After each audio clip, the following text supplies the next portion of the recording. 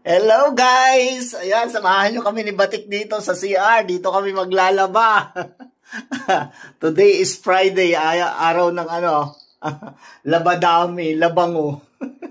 So yan, naka-ready na yung ating mga labahin dyan, for 1 week. Yan yung ating labahan. Yan napakarami Ayun, nandito rin si Batik, nakiano rin dito. Kailan maglalaba rin yata. O manggugulo lang dito sa aking paglalaba. Hanapin mo rin si Ate Milky mo.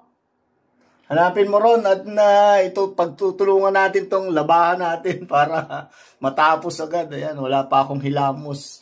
Dito na agad tayo nakasalang sa paglalaba. Ito yung ating project tuwing Friday mga idols. So yun lang yung ating information for today. Information. Thank you so much for watching. Have a nice day. Ako naman, happy Laba Day.